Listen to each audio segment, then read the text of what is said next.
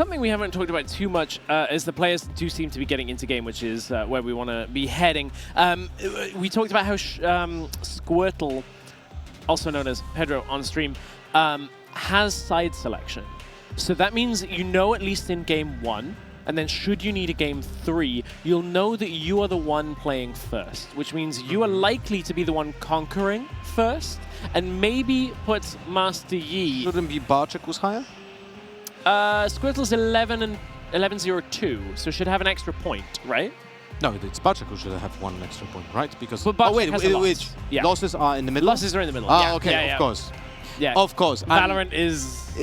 yes, and traditional sports. Oh, traditional also sports, are putting draws in the middle. Yeah. Ah, okay. No, it's 11-0-2. I haven't realized you can't draw in Valorant. It doesn't matter. I don't know what I'm talking about. I don't do shooter games. I haven't done that in a long time. Yeah, what I was going to say is Azir on the aggressive side means Yi is in that awkward spot of trying to break holds a little bit more often, potentially, depending on how the cards come out in the opening hands. It's possible that Barczek has to play the conquer game, like to retake. Now, there's a shooter game term. It has to retake battlefields rather than be the ones to How much to hold. utility will they have for the retake? Just don't peek. That's what I've Wait learned. for your teammates. Don't go alone. Although in case of Masti, that might be a yeah, actually do go alone on this one. Don't wait for the teammates, otherwise you don't get that +2. But that's only on defense and not on retake. I think we've exhausted the limits. I haven't played Valorant in quite a few years, but we're playing Riftbound. That's the important thing. We're into the game. It is top 8 time between Squirtle and Barczek. We've got Azir going up against Master Yi. Halls of Legends will not be a battlefield that Master Yi will like to utilize a lot. Although, there is actually a use case here because Forge of the Fluffed will be able to utilize your Legend to be tapped in some degree. Oh yeah, you could potentially do some ready-unready.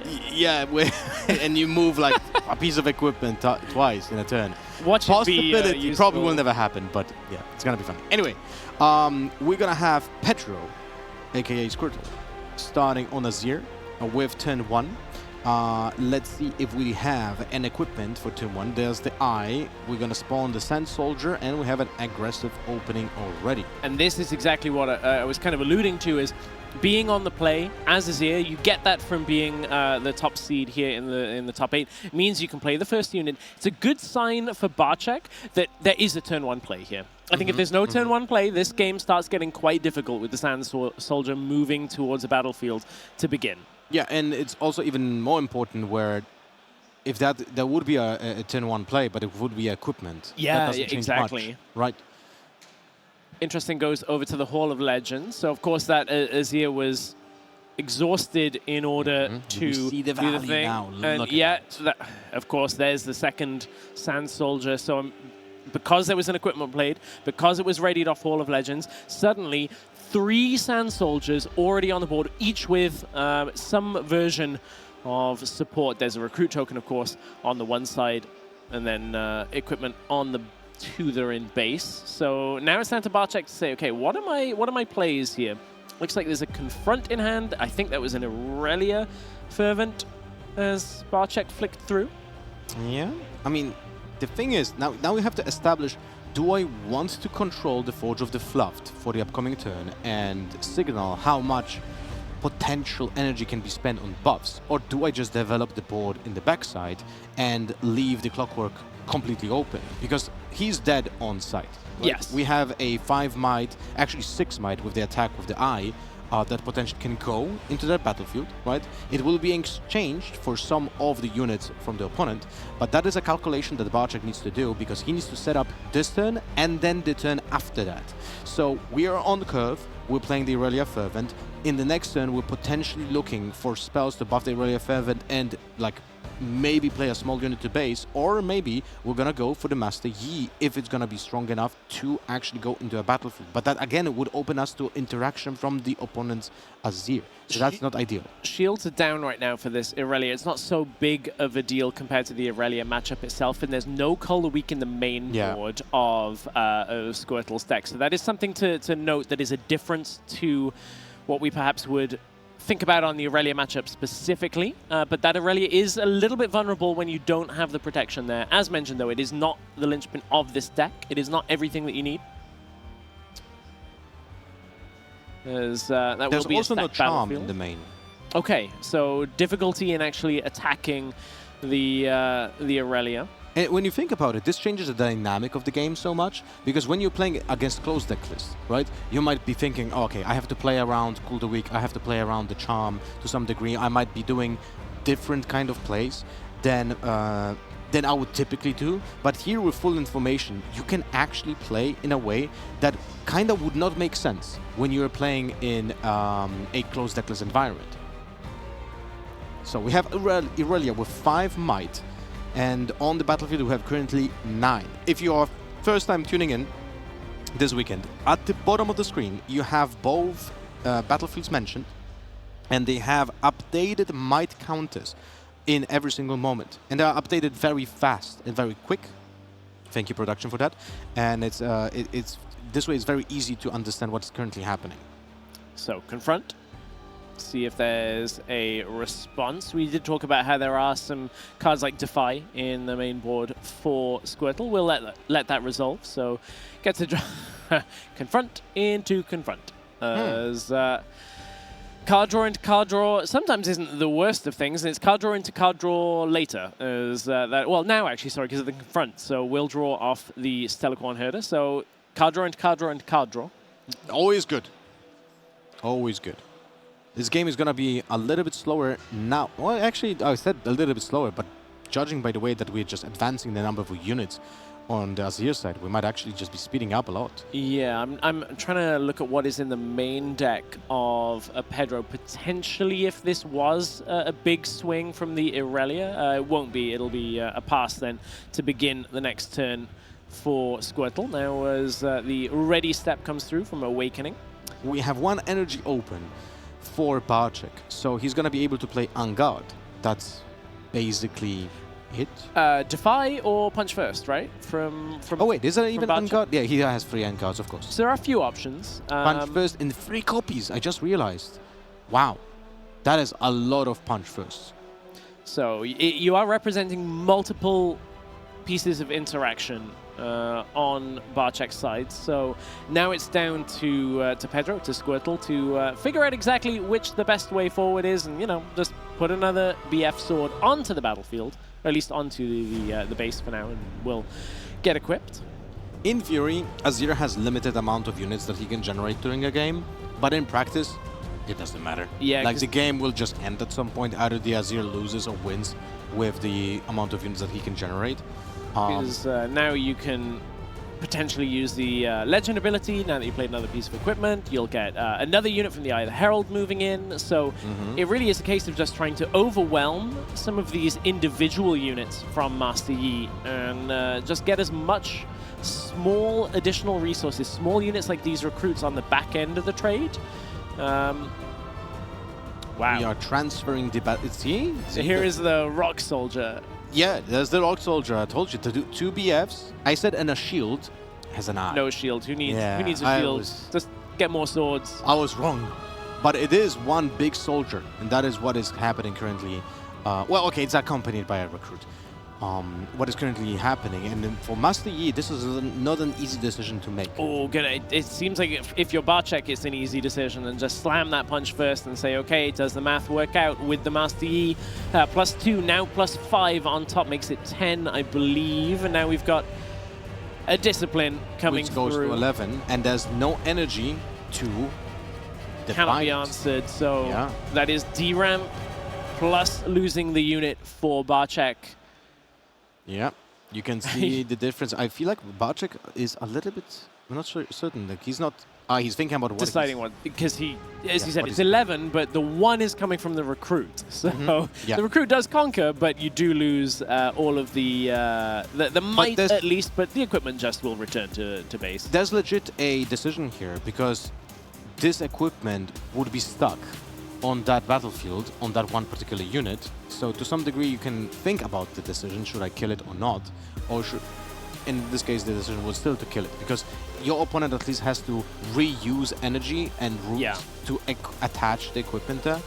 I think also if it's like Vilemores, it's a slightly different conversation. But in this game where you can move freely between battlefields, it certainly is a little bit more fluid in the way you can get those equipment pieces moved around. If we had like a tempo checker of like who we feel is ahead, I would say it feels in the Azir control quite heavily right now. Yes, I would agree.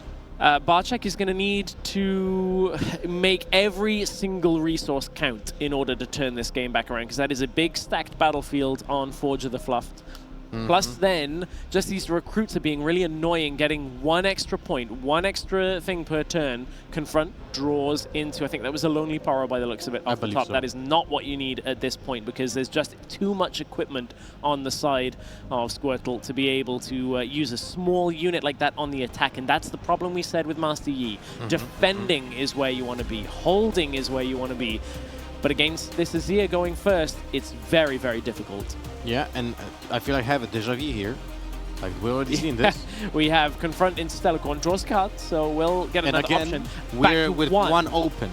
And that was the decision with the punch first the last turn as well, right? Yeah. So the problem is that when Barczek made the decision to play the punch first the turn before, he was open to one of the disciplines, one of the death grips as well, open to Engard. There were potentially 8 cards and also a Phase Breaker, right? Because you can then recruit Phase Breaker the recruit and the opponent, right? So there were like 9 cards that would go over the top of his one punch first. So it could have been a consideration of, is it even worth doing this, right? But I feel like when you do this kind of play, it shows a little bit of, I don't want to like use the word desperation, but it kind of is. But right? looking at the, you have to play to your win. Yeah, exactly. Yes, you have to play to the out. You have to make sure. Your calculated decision where if you hit it and you make your opponent not have the answer, suddenly you might be in the driver's seat. Yes, but then it comes with the big caveat of if your opponent has the answer, then you were doomed for it anyway. And it's just the same kind of thing here with the On Guard. It will be a trade from the On Guard. So again, trying to just eat into the resources, but that pesky little recruit is there once again, can look to re-establish control of the hall if necessary, but Squirtle already being at 6 points means a potential turn as we go towards the next turn for Squirtle, just setting up for that final hold or final double conquer, and it's a really difficult spot for Barczek to be in. Yep, he would have to deal with the units, but then every single unit that is newly being played still has the ability to re-equip the equipment and be a threat. So there are like multiple angles of what Barczek needs to do to find a solution to this problem on the board state, and it's not looking great. I'm telling you that. And it feels like it basically has to be Yi from the champion zone.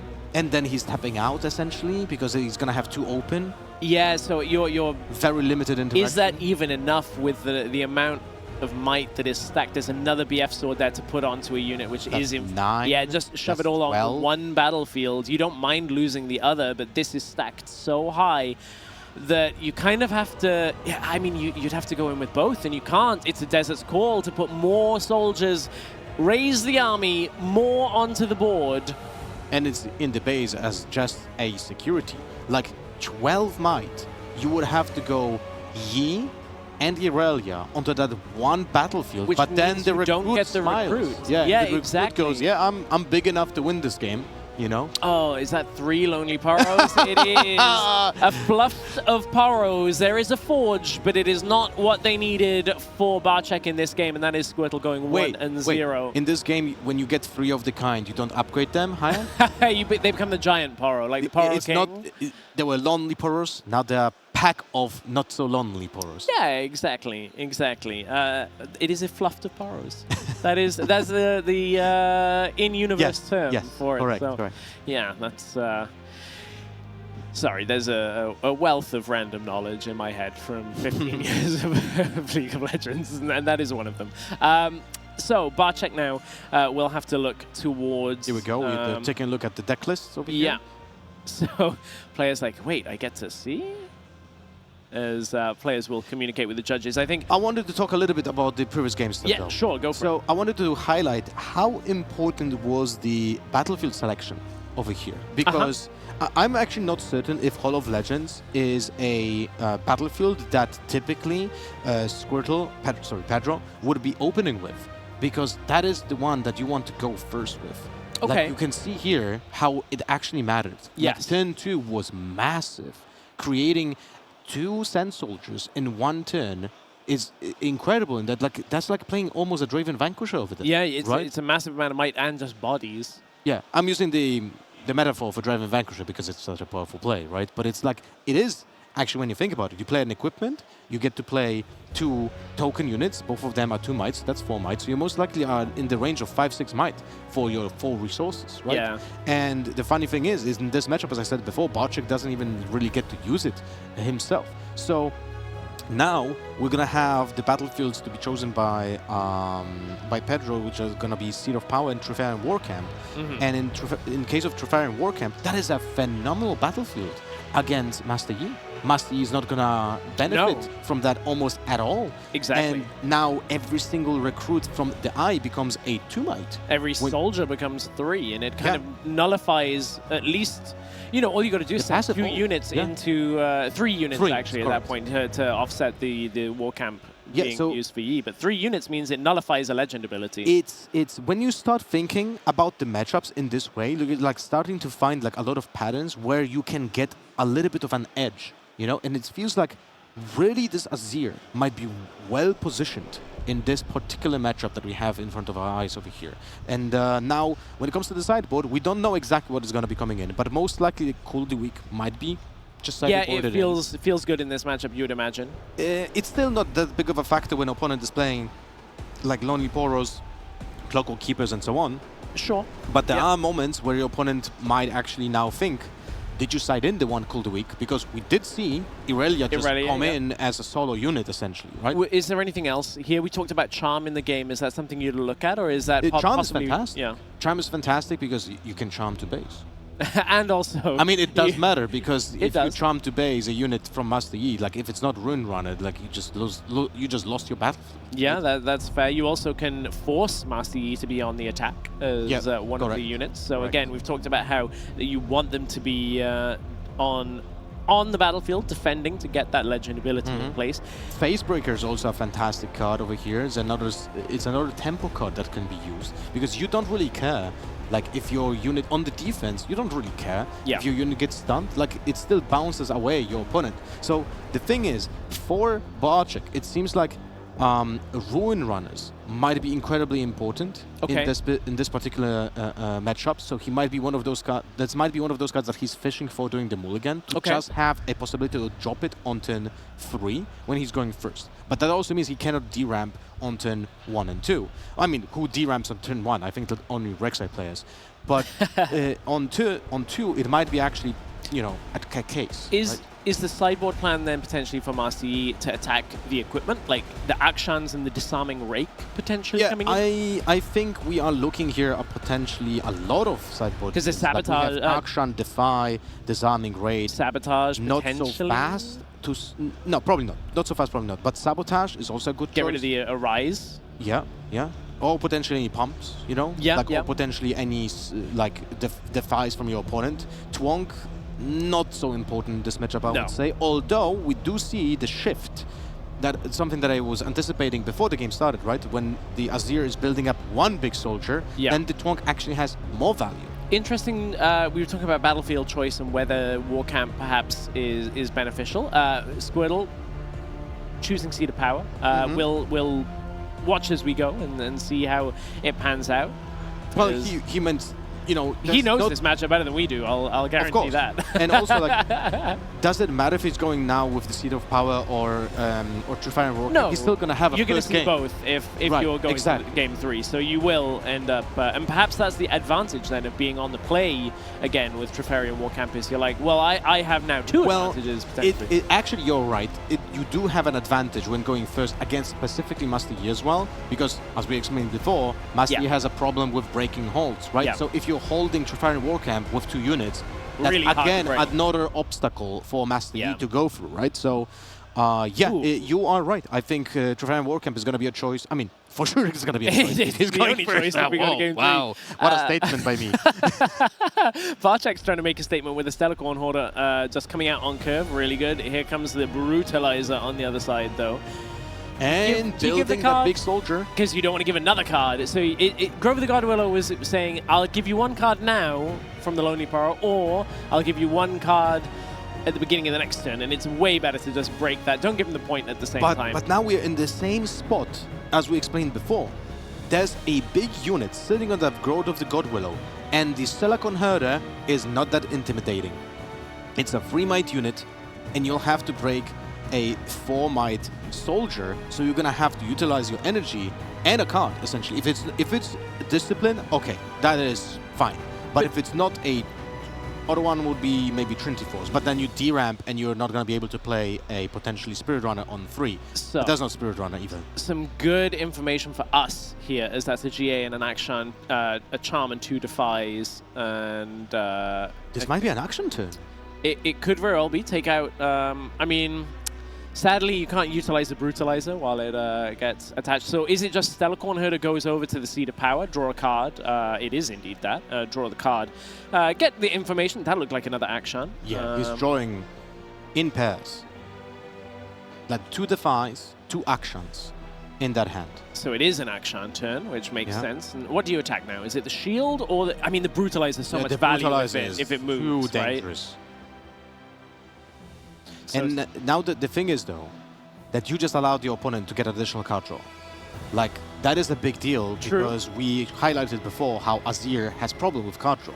If you're getting additional value like this, if you break the Seat of Power, those are 2 cards. yeah. Because Yeah, you're controlling the Grove of the God Willow already. that is true. As I think Barczek may very well have reminded about the Grove of the God Willow there. There Well, was a both small players are interaction about that. responsible Yeah. for, you know, For the keeping the state. maintaining of the board state. Yeah. You are correct. A lot of players don't realize that. You are both responsible, and missing an advantageous trigger can be seen as unsportsmanly, is one way to put it. So not what we're saying for this game, but just generally in your games at home, keep track of the board state. We're trying to keep track of this board state here as well in game. As BF Sword played, it is now a decision on where to go. Do you just say, okay, I'll just, again, stack up 1 soldier? In this case, I feel like it's pivotal to break that Seat of Power. So you want to go aggressive. You want to go over that Stellarcorn Herder. You're gonna have 5 might. Your opponent will be forced either to deramp with a punch first, right, or essentially use double on guard, or maybe 1 discipline, and that doesn't really help that much because the unit dies anyway. Right. As we are making the decision now. I believe that's off the Weapon Master trigger that we're waiting. No, we've moved past it now. As that is a hidden and not so hidden, and just might confirming be that. Base Breaker though. Oh. Okay. Okay, so we're building the 1 big Mega Soldier, and we're letting the Stellarcorn Herder live. Yeah. That will fuel more card draw for Master Yi. This feels like a blessing a little bit. Something that Master Yi might actually be very happy about over here. But the thing is, I mean, you would probably leave the Seat of Power. But then if you leave the Seat of Power, now Pedro is going to draw another card with Grove of the God Willow. If you were watching the broadcast yesterday, we had 1 match when Grove of the God Willow was just abused by the opponent, just never let go. And that was never the intended battlefield, by the way. Second action, we're just stealing the BF. Yeah. And now, can you force the Hidden Blade with a charm or something like that? Would that have been... I guess maybe you want to hold the charm for... Well, for there's to be still a defy. Oh, it's a guard. guards. It's actually there guards. Still can be a defy. Yeah. There could be a defy to the defy, but I think we've gone past... Yeah, we are going to let that resolve. So I believe Squirtle doesn't have one in hand. I didn't quite catch all of Squirtle's hand as we were looking at it. But we have seen Defy the Defy a few times today already. Wait, is the Sovereign Azir on the board? Or is No, that... no, I believe the Azir Sovereign is in the Chosen Champion zone. Yeah, it was otherwise in the previous games. It was always it was below. the other way around. You are correct. I do not believe that the Azir has been played from the Chosen Champion zone because I think it was only really the last turn that it would have been played. Yeah, it was BF sword, so it was couldn't BF be. sword. Yeah. So that is a little bit visually confusing, but nevertheless, we will keep track of when that hits the board. Stellarcorn Herder moves back after the Conqueror on the other battlefield, so trying to, again, make use of as much of this from Seed of Power No, as Seed of possible. Power only works when you conquer. Oh, And it's you the other have way to around. conquer the... Yes, yeah, you're right. The you're Seed of right. Power is second. Thank you. Which is another reason to move Stellarcorn Herder back, otherwise you're holding. Yeah, good point. I was getting there. Yeah, you got to the station. Definitely didn't make a mistake on the way there. There's a face breaker. There's a face breaker, yeah. But now, how do we break that growth of the God Willow?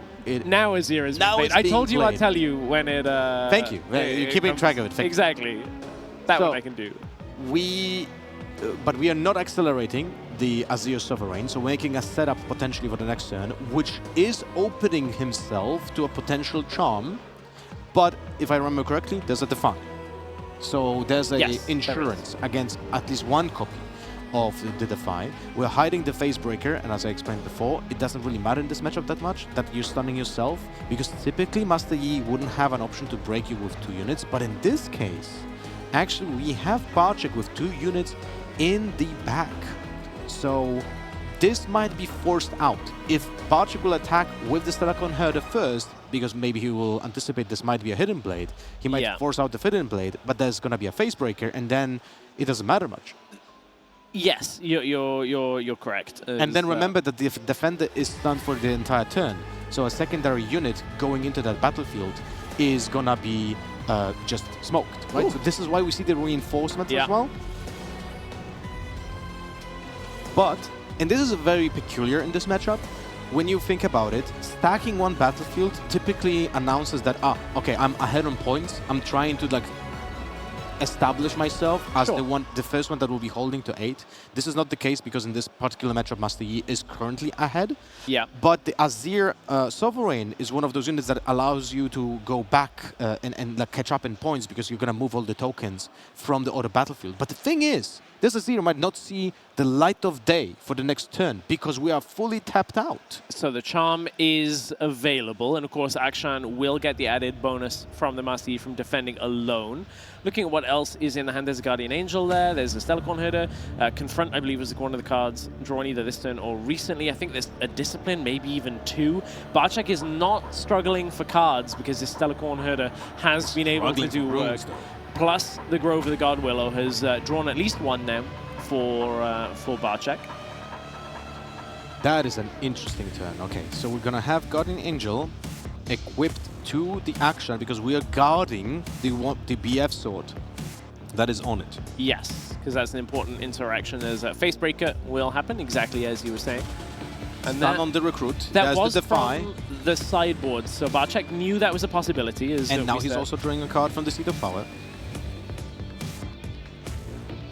Lonely Power not going to do too much here, but here's the charm, as mentioned. Oh, really hurting his own rune pool here, but that doesn't matter if you're going to look to win the game from this. Clearing the board out, as that is Azir Sovereign gone as well. 1 rune available out of 2. And his opponent Barczek. is sitting at, what, 6 runes? A and Defy in hand as well. Sand Soldier, nothing much. But now we're moving with the Stellarcorn Herder to get additional card draw. You could even leave it on that battlefield because it's still essentially +1, but your unit is smaller, so it's easier to break.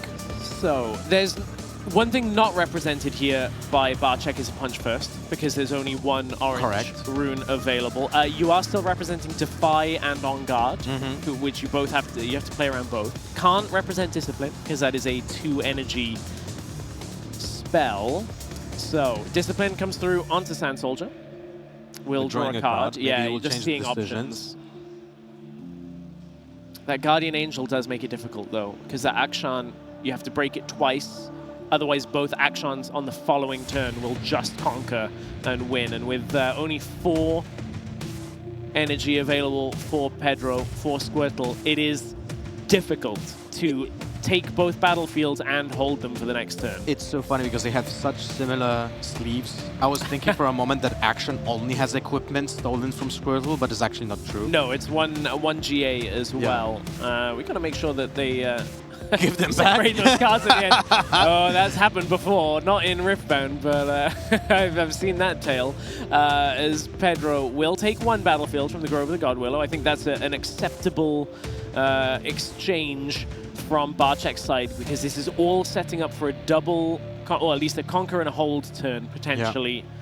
Yeah, it's not an easy scenario to solve for Pedro, and it's looking bleak. I'll be honest with you. Yeah. We were talking about if you had a momentum tracker in game one, if it was this time, it would be solidly in Masty's favor for our second game, because now it's you have to somehow get Akshan off that seat of power, then defend both battlefields the following turn, and it is just a question of, do you even have the resources available in hand to do it? That's going to be likely an equip here on, I guess, the Doran Shield, because it is a massive recruit. one big recruit. Oh, it's actually a hidden card. Sorry, that is the other thing. I think there was a copy of Guards potentially in hand. We'll keep an eye on that. There is a Death Grip, but I don't think it's going to do anything at this point, sadly. Or at least not enough. Yeah, it could be utilized if we equip the shield on the recruit, and if that hidden card would be a guard, and then you just basically spawn a unit, and then you Death Grip the recruit to give like the other guy +2, but it doesn't really change much. And doing it on your opponent's turn means you have no option to re-equip even further onto the second one. Exactly. So I think this now is just Barczek's decision of which line to win the game are you going to pick. Only 4 runes available, so it's not like he can do every single thing that he wants to do here. But he's so ahead in this game, is actually kind of crazy. So what line does Barczek maybe have to think about? He could essentially not even try to attack, because there could be a phase break, but he has Defy, so that's actually a very easy decision over here. You know, but if he wouldn't have Defy, he could have just stacked the other battlefield and just chill. You know what would help? What? Charm to base. Yeah, Charm to base. Whoa, Force what the a hidden play. card out. Forces the hidden card, just in case it's a hidden blade. Obviously, you can't just swing in with the Akshan and dismiss it. It does have the Defy, though. But as you said, 4 runes available. There's still quite a few things that Pedro could have as an option here. So taking the safe route and saying Lonely Paro pass. And this is saying, you're in a bad spot. I don't have to win right now. I can win by holding next turn or develop enough of a board in order to, hold with the Akshan or conquer the second battlefield on the following turn. Again, it forces Pedro to have a fast enough unit. No, not yet. Is it? No, it just No, I was too speedy. Sorry for that. It did look a little like it. And remember that the action on the Seat of Power does actually have a Guardian Angel. Yes. So even if it's dealt with, it's just going back there. Exactly. And can then just play out from the base. But how do you even deal with it? Just Hidden Blade it? Yeah, if you can from hand, that would be one way. But that's, again, it's just going to go back to the base. You have to deal with it again, as... it really is so hard being on 5 points from this moment. Guards will be used. Is going to be able to stack the battlefield. Of course, has to deal with the Akshan this turn. At least move it off the battlefield of Seat of Power. At least that much. I'm not even certain if he sided in Charms. Okay. It's hard to know whether there are actually any options that do reliably get Squirtle out. So we play a ready guard in the base, but that can be met with Defy and just saying, nope, you don't have that option. But actually, do you want to save the Defy, right? But the thing is, like, you have a win condition on the board, and it's just like, how much power does your opponent have here to actually go through? So we're looking at the Death Grip, no? Death Grip for 3 might. That's not enough. That's going to be up to 5. So you are trying to draw into an end guard to go to 8, but that's literally like doing nothing. Like even if you're gonna trade, your opponent still has multiple units and just double conquers and and then you're leaving just a recruit on the Grove of the God Willow to hold through. Even the Lonely Paro is likely to just walk over that, unfortunately, for Pedro. But we're in the top 8. These are untimed rounds. You kind of do have to play to your outs. You have to force your opponent to go through the motions until the game is done. As, of course, this one is done for game 2, pretty much. I'm not going to say 100%, but the Defy is going to come through on the Death Grip. And that is the scoop. Yeah, that is it. As said, it's almost impossible, I believe, for Pedro, maybe even so, to turn that game around. So now does look to a game 3. We go back to sideboarding. We go back to the in-between stage. And if you are new to Riftbound, I'm going to be making a lot of statements if you're new to Riftbound, because I feel like during the top 8, a lot of people are tuning in who never watched Riftbound before. Hello, if you are. Yeah, awesome to have you here. And I wanted to say that in Riftbound, you have specifically a very interesting dynamic, because when you're sideboarding, you are taking into account the fact that you're going first or second, because it changes the amount of energy that you have possible to be used on turn 1 and on turn 2. In some decks, you might actually change the amount of 2 drops, or 3 drops, or 5 drops, for example, depending on if you're going first or second. And will that be the case in this game? I'm not certain. We don't know. But it is a consideration for most decks who are playing in this game. Yeah, and I think that's one of the places that novice and beginner players, when you're starting your journey onto a Summoner Skirmish, which you should, by the way, check out the Riftbound website and find out where the closest skirmish is to you. I think that's one of the things that players say, ooh, that's what really helped me understand the game a bit more, is like, wow, understanding sideboarding and matchups is like key to being able to show up and play your best within the day, because you don't want to do things blind. You don't want to come in and not know anything about how to sideboard. Take the time, learn a little bit of sideboarding, and it'll go a long way in improving your game. I feel like when you will make your own decision without anyone influencing you, like, you know, without reading sideboard guides and so on. But if you play a game and you see context of a game, and then you go to sideboard and you say, this action actually will influence my decision on what to sideboard, and this other thing that happened in this game is also influencing my decision on what to sideboard, you leveled up.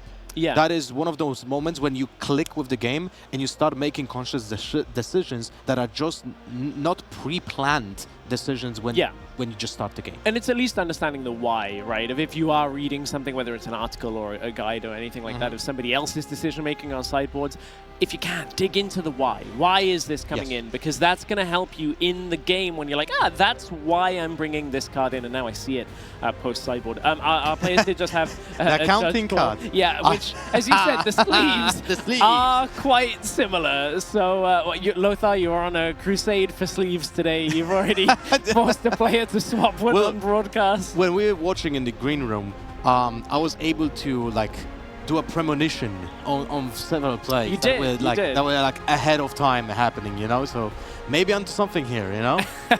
Can you tell me... next lotto numbers? Yeah, no. that's what I was going to say. Dude, if I could, I would never tell anyone, and you would never know. I'm going to, every time I start a game, I'm going to be like, Lothar, what is my opening hand? Like, what's the first 5 cards after that? Please. I will tell you, though, one thing. I am cursing myself often. I'm like, there's going to be another game where I don't draw 2-drop, and of course I don't. Of course you don't. Like, I have to stop saying stuff like this, you know? It's just like, or stop even thinking about it. Just draw the right cards, okay? That's how you get good at a game. Just draw the right cards. So easy. Thank you. Thank you, James. Good. That's my level of advice. You can buy my guide.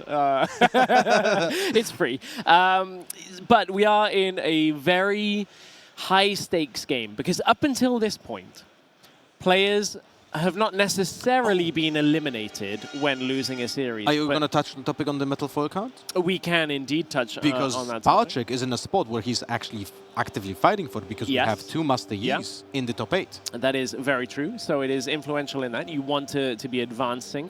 But I was also just going to say that this is it. It is now down to 1 game between these 2 players. One of these players will advance to the semifinals. The other will be eliminated with their head held high, but definitely with a sight on future top 8 and top appearances. Top 8 in a almost 2,000 people tournament, that is an insane achievement.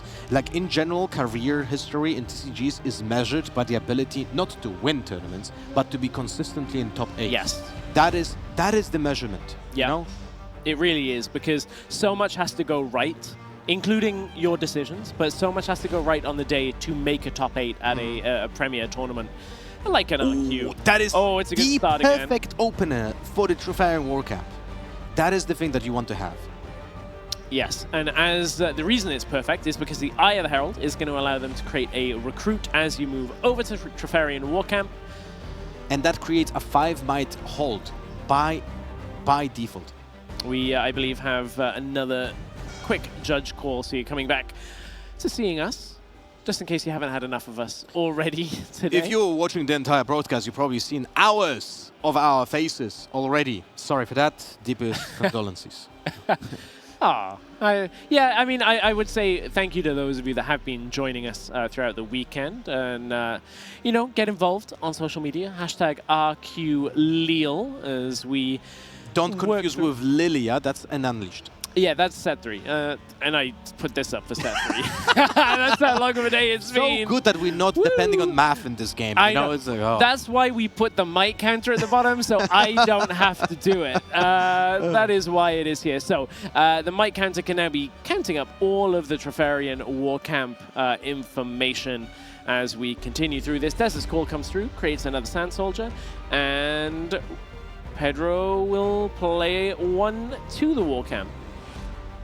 That is such a huge hold on Trefarian War Camp. It's 8 might already on it. It's turn 2.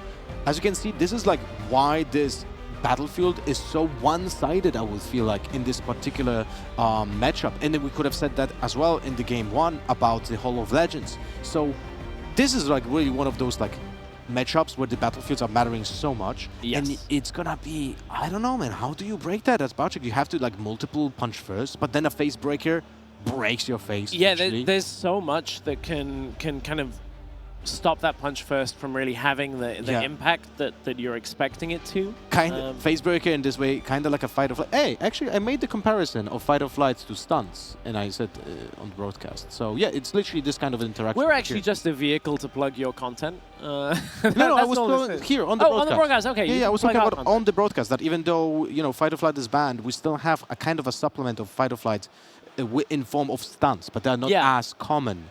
In this meta game, right? So in this case, when you're holding the Trefarian War Camp and you have a phase breaker, your one attacking unit just goes to base like it just got fight or flighted. Yeah. Oh, what this is.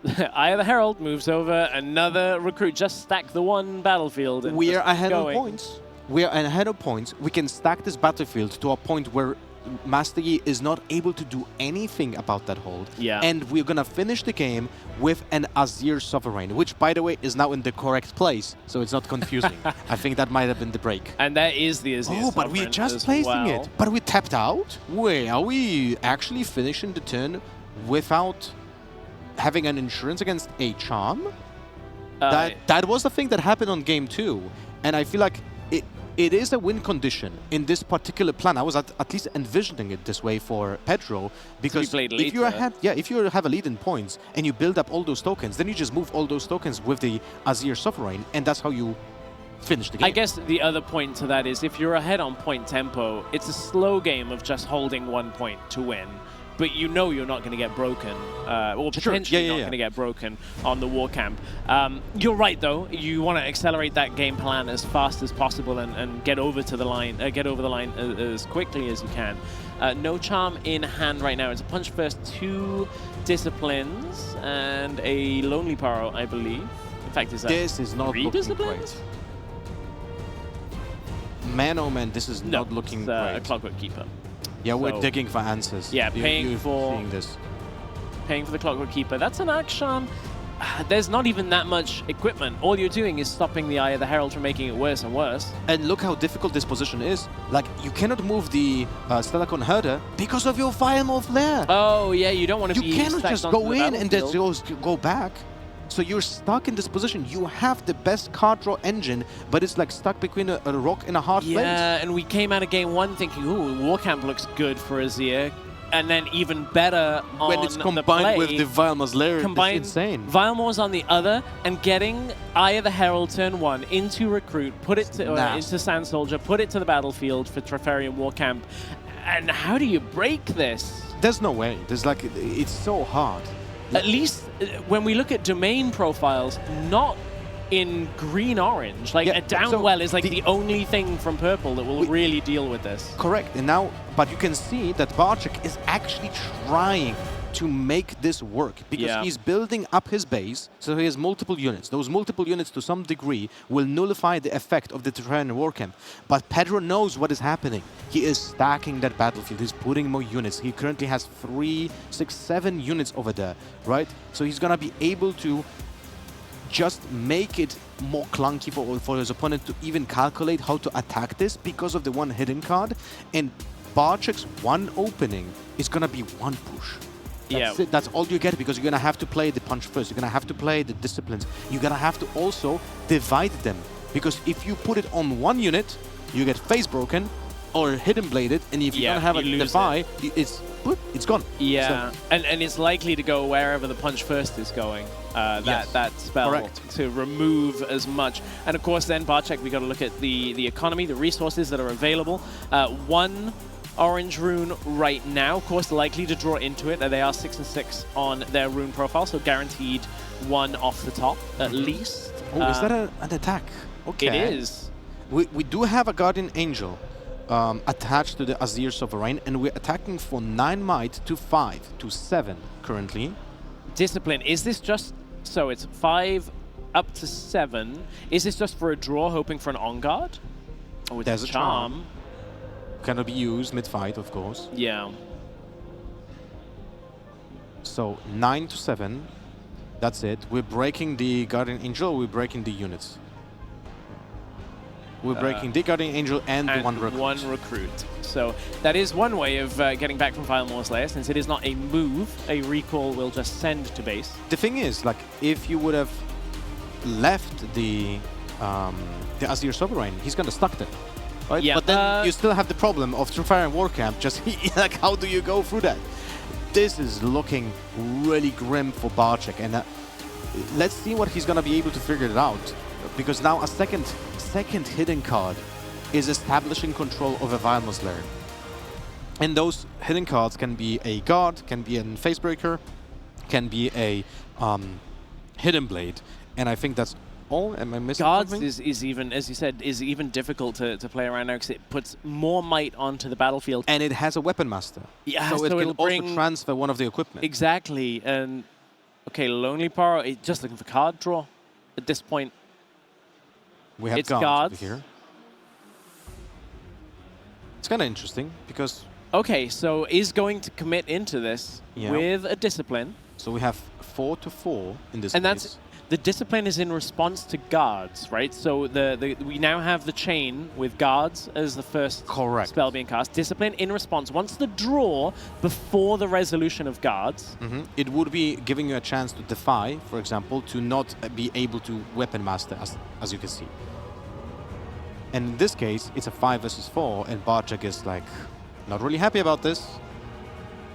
It looks like a Clockwork Keeper, I think, came either at the beginning of the turn or later. Looks like a Lonely Power as well. Not the cards you want in hand to be able to break that giant battlefield. Not that there are too many that even will. But Lonely Power, of course, on the Death Knell, will get another, but we'll trade with something. I don't think we're quite at the damage and combat resolution step yet. I believe Squirtle may very well be thinking about any actions to take. Well, and they can. There's no time limit in debate. Yes, exactly. Thinking about every small detail over here is going to be important. And also remember that the unit with the shield has tank. So has to be assigned damage first. I think, just deciding whether there was anything before that resolution of combat damage to go through. Now, it's a second punch first. Can't play both in one turn.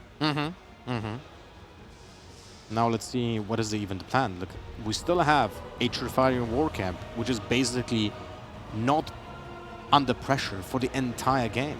So now we're attacking with 2 units. All that plan that Barczek had to build up his base to attack into Terrarian War Camp at some point is currently destroyed by this commitment over here. Can you kind of death by 1,000 cuts with the charms to the other battlefield, or is this Eye of the Herald doing too much? Because every time it gets reset onto another unit and cascades, it's, oh, we'll just refill it at Terrarian War Camp. So every time you use a spell and resources, it's just getting refreshed.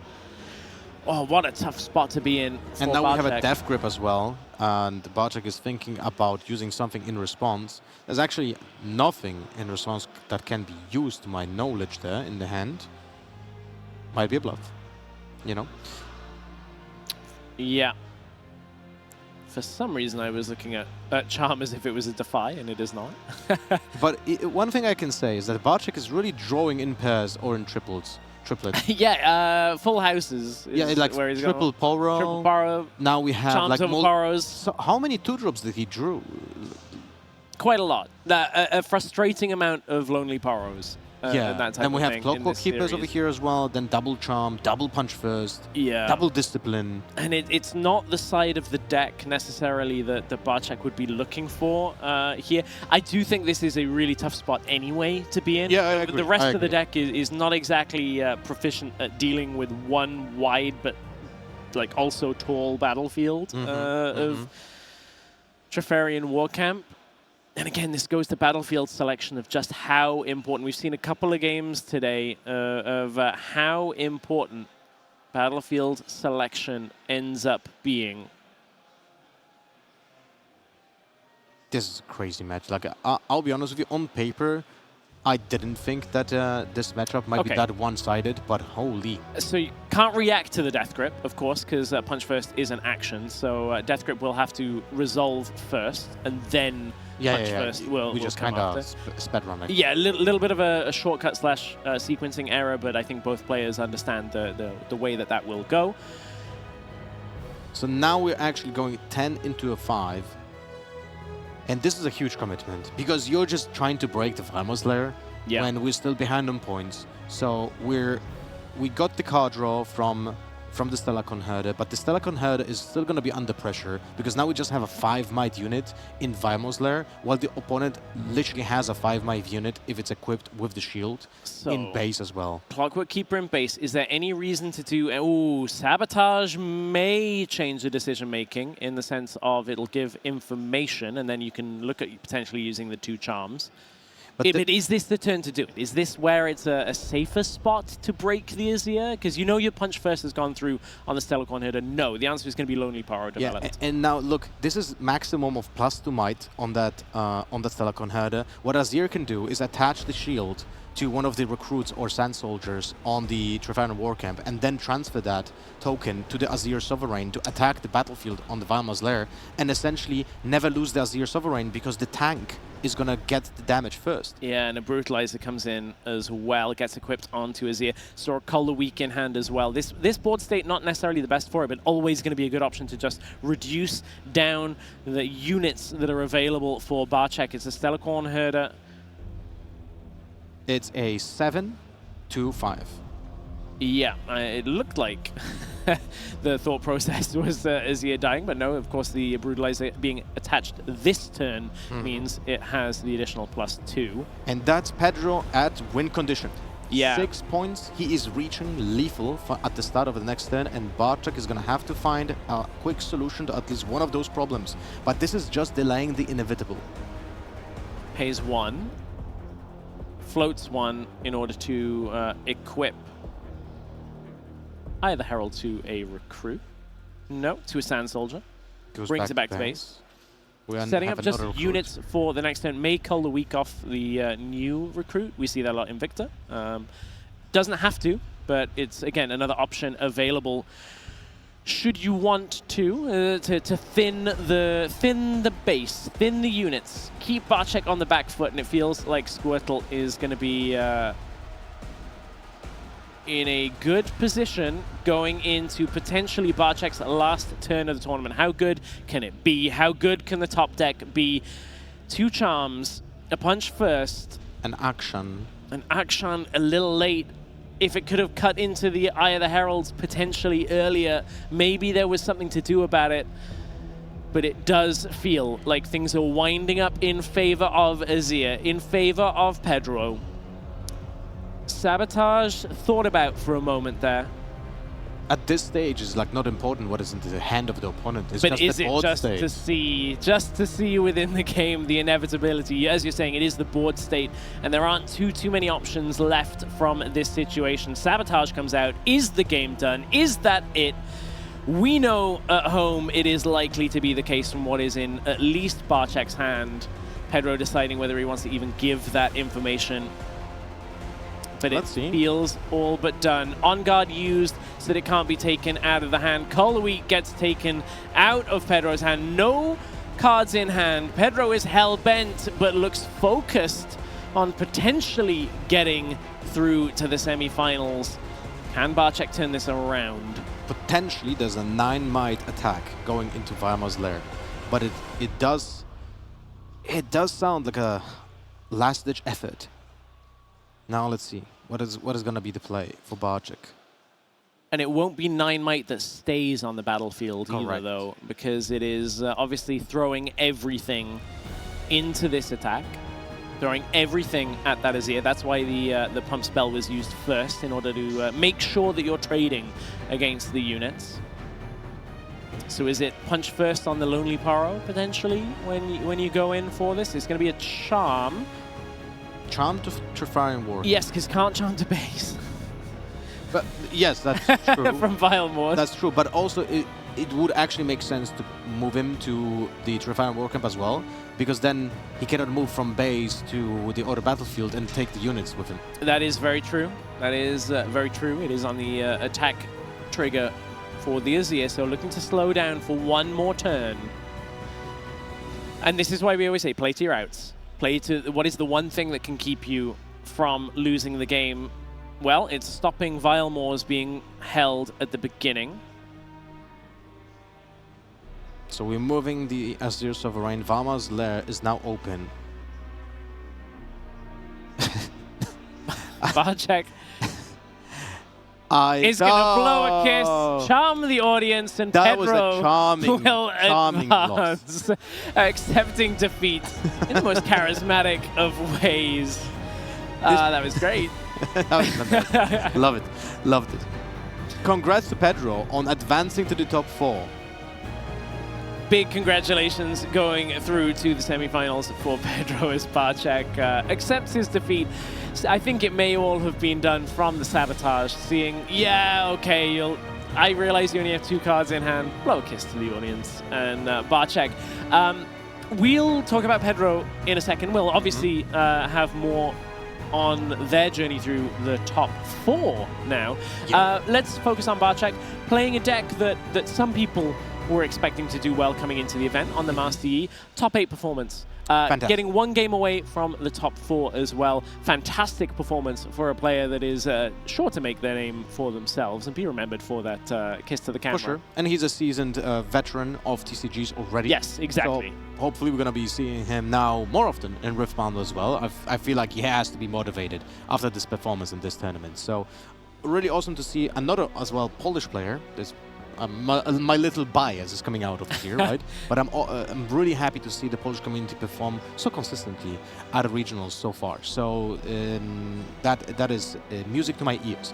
And also, it's awesome to see how many different legends are coming into the top 8 regionals. And as you said, with a deck that many not expected to be performing, but at the same time, I think it was a deck that could have been, you know, under the radar a little bit when it comes to the mid-range tree. This was a really interesting series, looking at 2 decks that on paper have similar cards but play in very different playstyles. You know, we're talking about how it's Sand Soldiers are a lot of the focus of the game, and whether you're holding or whether you are on the aggressive front. Well, that sounds like a big audience. I hope you can hear that on stream. That makes me happy for the rest of the day. Yes, the difference between being on the aggressive front or being on the defensive, and that is the key. We talked about it coming into game 1. Having a side selection, having the choice of whether you're going first or second, really key coming out of Swiss as the top-ranked player, as the person that will be choosing it throughout the entire event. Pedro is in a great position to make sure that Azir has those good turn 1 plays, is able to keep the pressure on, and we'll see how that kind of matches up against the other decks that we're likely to see in the top 4. Yeah, it's actually very impactful if you're able to choose if you're going first or second because of their Swiss positions, and also it affects the battlefields. Like it really changes the entire dynamic, because when you're building your deck, you're just going like neutral battlefield game 1, then if I lose, I'm going first, I'm choosing a specific battlefield when I'm going first, and then it's a specific battlefield when I'm going second. This dynamic can be completely shifted and will change the way that you're perceiving matchups as well, which is very important. Yeah, very, very important. And, you know, as said, we'll see more from Pedro through the semi-final rounds. We will shortly get you an update at some point on the other matches in the top 8. For now, though, we are ready to hear from Amy with one of our players. Welcome back, everybody. My name's Amy. I'm here with Pedro, who was the winner of our feature match with Azir. How are we feeling going further into the tournament? I'm feeling good. I'm going first seed, so being on the play with Azir helps a lot. Absolutely. So I'm confident. Yeah, that's what we like to see. Were you confident coming into the event with Azir? Did you think you were going to be in this seat right now? I mean, yes, I was confident with Azir, but I didn't thought I would be here. So it's a nice surprise. Honestly, that is the best thing that we could possibly hear. What was your consideration? Why did you bring Azir to this event today? Well, I used to play Azir, and one of the worst matchups was Miracle and Draven in range. Yeah. And with Fight or Flight gone, I could fight Draven, which was a no-go. And my other option was Rek'Sai. I found some problems late in the testing, so I moved to what I knew, that was Azir. Oh, amazing. So here I am. Were there any matchups that you were like, I really don't want to see that throughout the event? Not really. I mean, Draven is still bad, Yeah. but not as unwinnable as it was before. So it's okay if I see a Draven. That's amazing. Thank Yes. you so much. Have you got any shout outs to anyone who helped you get here? Yes, I want to thank, first of all, my team, Yeah. Italian, that we have come together. They are cheering for me there. And then to my family and my girlfriend, Gabi, that I know they are looking to they don't know the game, but they are supporting me. That's the best when everyone supports you regardless. Yeah. Even if they don't get it, they can pretend. Thank you Exactly. so much for joining us. We're going to let you get a rest before your next game because you've Yeah. got a lot to play for, my friends. So Yes. we're going to head back to the studio. We'll catch up with Pedro later.